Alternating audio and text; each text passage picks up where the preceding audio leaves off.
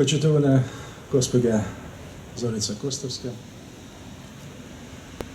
почитуван професор Георг Георгиевски, Ваши екселенции, почитувани колеги от дипломатскиот кор, почитувани дами и господа, драги пријатели.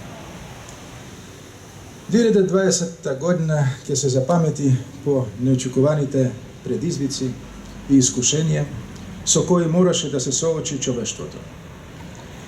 Радува фактот дека и покрај ограничувањата поради пандемијата на коронавирусот, меѓународниот филмски фестивал Богородичен покров се одржува и оваа година веќе по 5-ти пат. Во Русија има позната изрека: во секое лошо по нешто добро.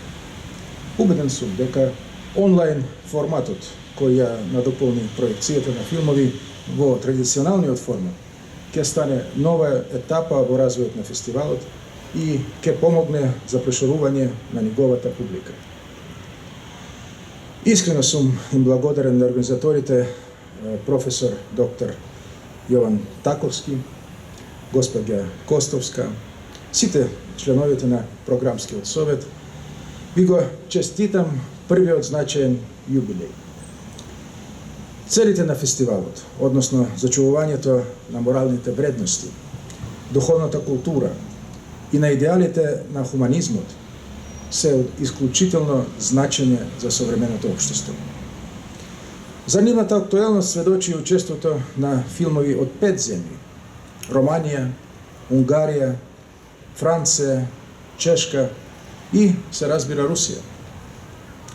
Би сакал да напоменам дека во изминативе години во фестивалот веќе учествува 17 руски филмови и во наредните неколку денови ќе се запознаеме со уште 3, со што бројот на вкупно представени филмски остварувања од нашата земја ќе се искачи на 20.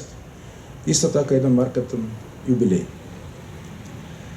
Настаните како овој фестивал не поттикнуваат да размислуваме за темелните принципи врз кои треба да се градат односите помеѓу луѓето, но и помеѓу државите.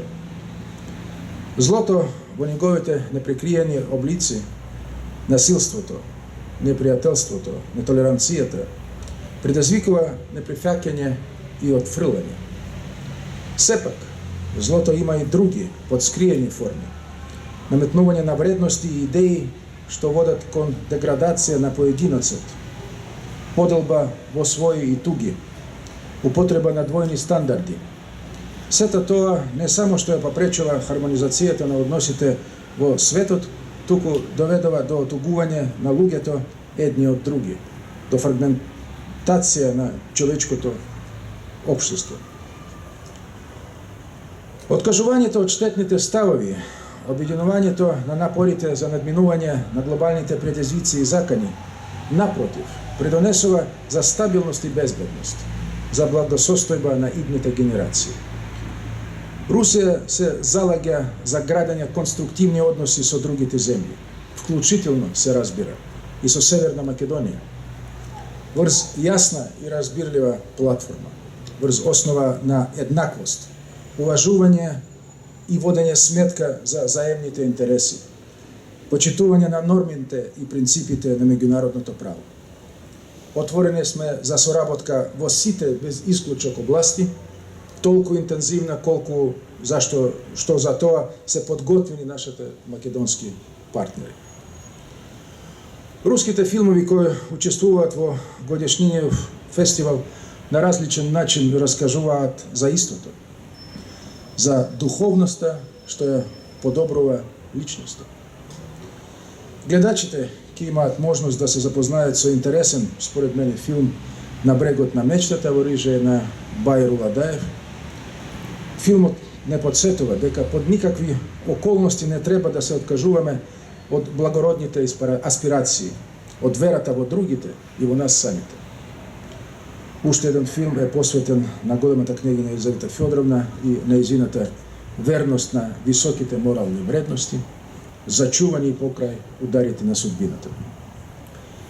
Денес фестивалот ќе го отвори филмот посветен на едно од главните православни светилишта на нашата земја — Троица Сергиевата лавра.